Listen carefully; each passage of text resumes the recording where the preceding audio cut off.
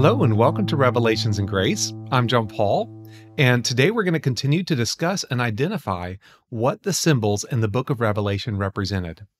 As we discussed in past videos, Revelation is a book written in symbolic form, and this is indicated in the first verse, and it's indicated later in the book when the angel tells John to identify the beast he saw as a representation of an empire that was built on 7 hills with 7 kings. And this continues in the spirit of Daniel, who identified ancient kingdoms and kings represented by ancient beasts. And John does the same thing in the book of Revelation. Well, in the last video, we discussed who the sea beast was. We hear about the sea beast in Revelation chapter 13. It's a Leviathan that comes out of the sea with 7 heads. But there was a minor detail we skipped over. This sea beast had 10 horns on its heads.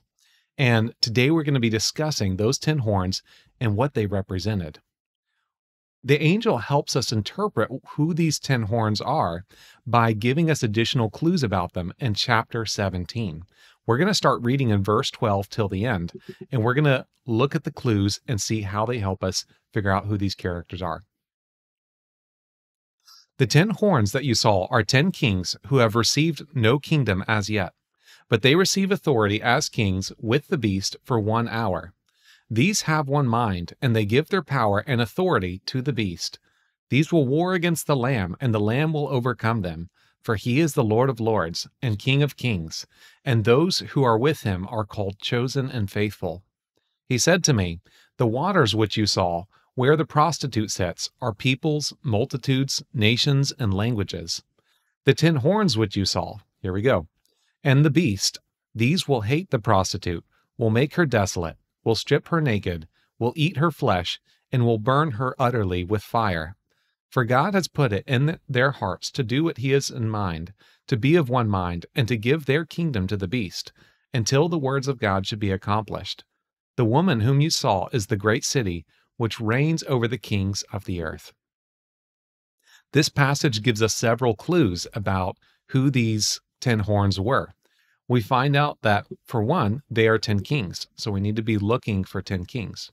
We also hear that they have not received a kingdom yet, and they have not received authority. Well, Revelation was estimated to be written between 62 to 64 AD, before the Neronian persecution began and before the fire in Rome, according to Ed Stevens in his book, The Final Decade.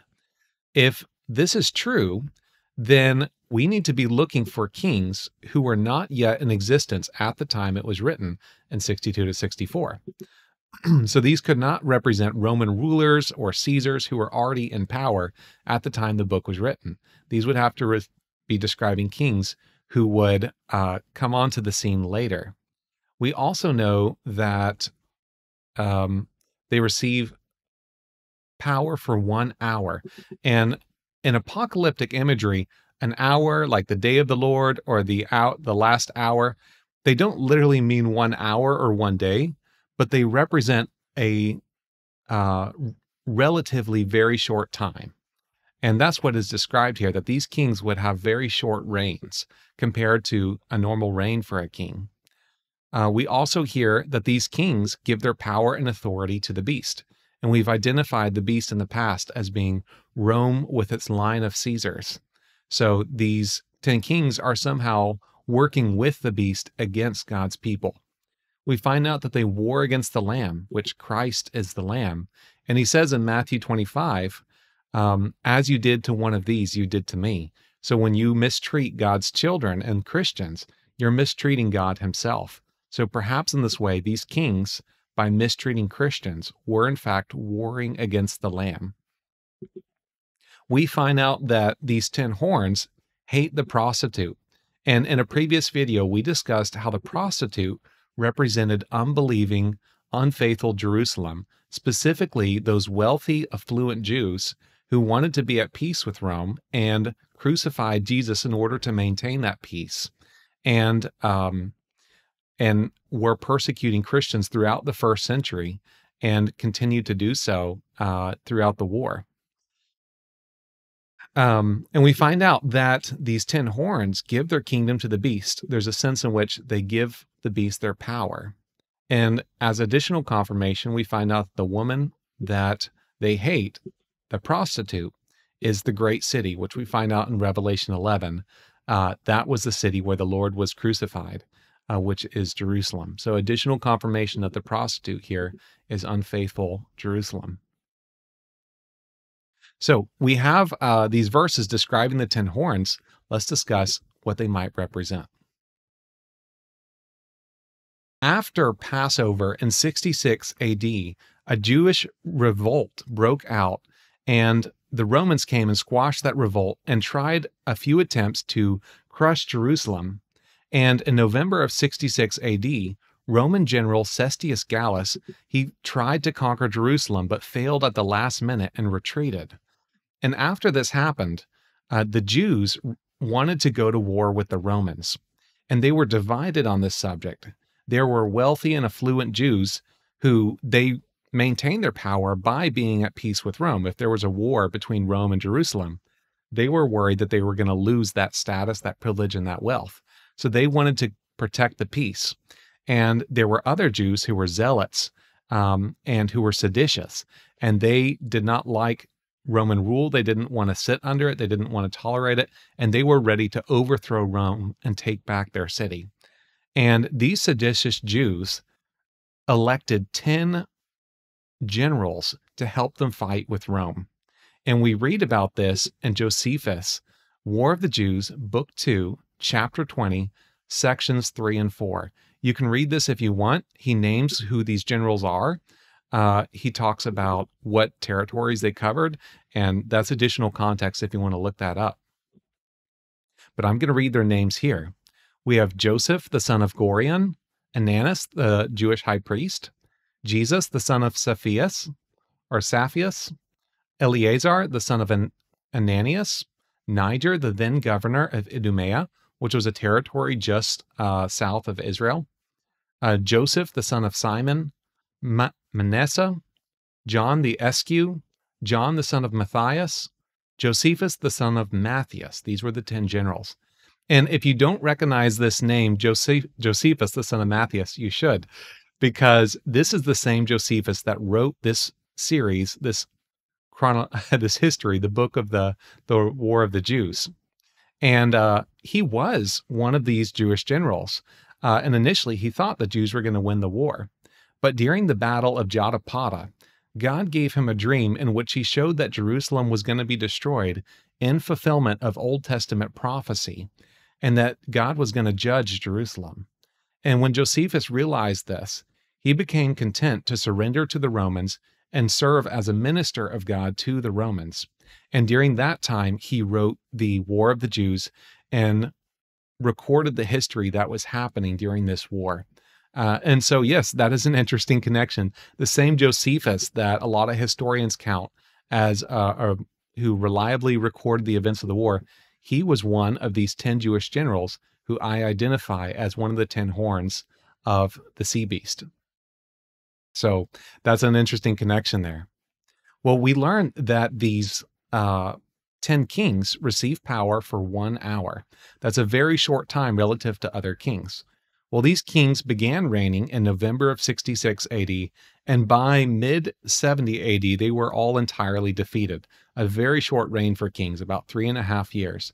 And in fact, before the war began, or not before the war began, but before the final siege, 7 of these kings had already been defeated in smaller battles throughout the 3 years. It wasn't until the final siege that Titus came in and defeated these last 3 kings, and they surrendered to him. And so this fulfills the prophecy that they were kings for a very short period of time. And in fact, this also seems to fulfill a prophecy in Daniel 7. Now, Daniel 7 is a prophecy where Daniel sees a vision of 4 beasts coming out of the sea, and these represented 4 empires that would attack Israel. You had Babylon, Media Persia, you had Greece, and then finally you had Rome.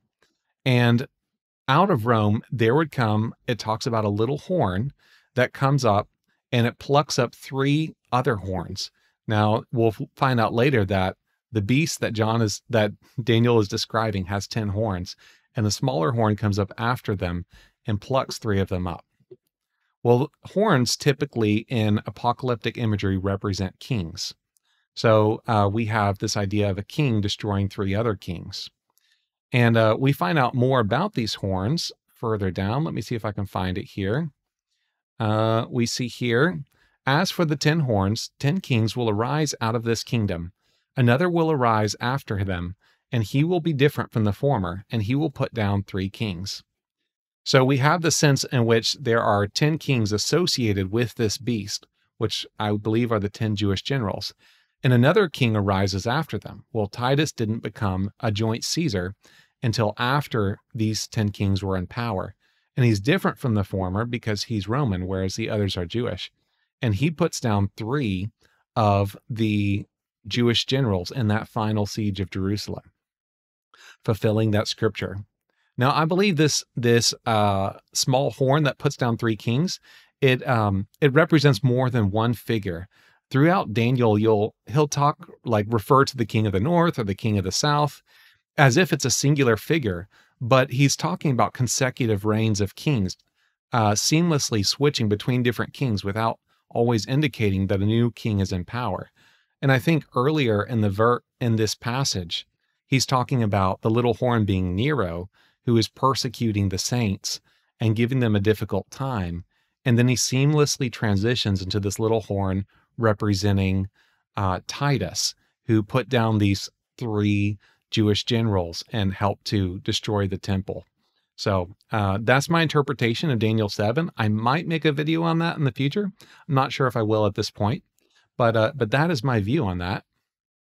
Well, it also says in Revelation 17:13 that these kings would give their power and authority to the beast. Now, there's a scholar named Stephen S. Smalley, and he believes that this word give should be better translated as surrendered. And this idea is that not that the Jewish generals willingly gave their power over to Rome, but that they realized they couldn't defeat them, and so they surrendered their power and authority to the beast. And that would align with that and be a nice fulfillment of that. And these 10 Jewish generals, they were enemies of Christ. Ananus, the high priest, and who later became one of the 10 Jewish generals, he was responsible for killing Jesus' brother James. He threw him off the top of the temple onto the ground below, and James died. And he expelled the Christians from Jerusalem in 62 AD before he became a general. And these Jewish zealots persecuted Christians throughout that century. They had Rome whip and persecute the Christians. And in fact, later on, when the fire in Rome broke out, it might have been that these Jews incentivized Nero to blame the fire on the Christians, which started 3.5 years of terrible persecution against God's people, against Christianity. And so in this way, these 10 kings were warring against Christ himself. And so we see that also mentioned again in Revelation 19, how the beast, which would include its horns, waged war against him who sat on the horse and against his army, that is Christ and his followers, the Christians. The Jewish zealots also mocked God by flagrantly breaking his law, breaking their oaths, and committing atrocities on the Sabbath. So they were disobeying God defiantly during this time. And now you may be asking, how is it that these 10 horns could be Jewish if the beast was Roman? Symbols in Revelation often represented more than one thing. Just as the angel said that the 7 heads represented both 7 hills and 7 kings, which you see right there, those 7 heads represent more than one thing. Jerusalem and Rome were both cities built on 7 hills. And if you recall, in Revelation 17, we find that the prostitute who represented unfaithful Jerusalem was seated on top of the beast. Here we see it in verse 3. I saw a woman sitting on a scarlet-colored beast, full of blasphemous names, having 7 heads and 10 horns. So this woman is sitting on top of Rome and working with Rome, and they're working against Christianity together. And that's how they are represented. So it's very much appropriate to think of these 10 horns as resting on top of the Roman beast, and its role as an antagonist against Christianity. And we learn that these 10 horns hate the prostitute, and they devour her and consume her utterly with fire. Well, during this War of Rome, there were wealthy, affluent Jews who wanted peace with Rome, and even were the ones with the idea of crucifying Christ to maintain that peace. And there were the seditious zealots of Jews who wanted to invoke war with Rome. And these two sides hated each other, and they attacked each other, and they were brutal. They didn't allow their dead to be buried. They stole each other's food supplies. They sabotaged each other. They treated each other brutally. They were barbaric. They robbed from each other. And Josephus has very negative things to say about these seditious Jews. In Book 4, Chapter 3, Section 3, or maybe it's Section 2. I think it's Section 3. He writes, although these very men, besides the seditions they raised, were otherwise the direct cause of the city's destruction also. For as they were an unprofitable and a useless multitude, they spent those provisions beforehand which might otherwise have been sufficient for the fighting men. Moreover, besides the bringing on of the war, they were the occasions of sedition and famine therein. So he's saying these seditious Jews, not only did they consume all the food, but they invoked the war with the Romans, and and they caused a lot of seditions among the Jews, and they were responsible for creating the food famine inside of Jerusalem. So so Josephus tells us that these seditious Jews were just as equally responsible for the city's destruction as the Romans were. And there's even a part in Josephus's writings where the Romans come and Titus and Vespasian are overlooking Jerusalem, and they're seeing the chaos inside, and they're thinking to themselves, these Jews are doing a better job of destroying their own city than we are. And some of the Jews would escape the city and run up to them, and they'd say, please protect us from the chaos that's going inside. And they'd rather be slaves to the Romans than inside the city with their brethren who were all warring against each other. It was just a terrible time. So this would fulfill the prophecy that these 10 horns hated the prostitute, these affluent, wealthy Jews who wanted peace with Rome, and they will strip her naked, eat her flesh, and burn her utterly with fire.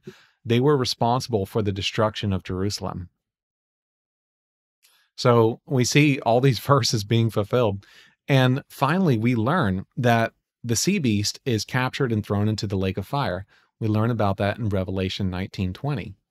And we know that Rome, from the last video, we know that Rome was thrown alive into the lake of fire at the eruption of Mount Vesuvius. Well, the 10 horns of that beast were part of that beast.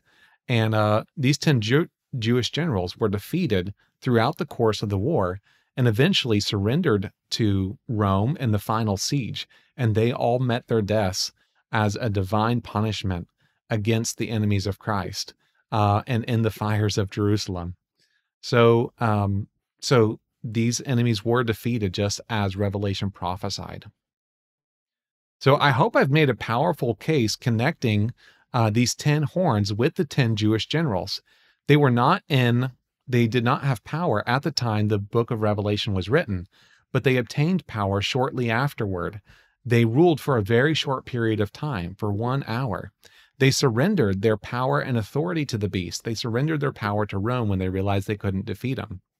They waged war against the Lamb by incentivizing Nero to blame the Christians for the fire and for persecuting the Christians and for breaking God's law flagrantly and for even killing James and expelling the Christians from Jerusalem.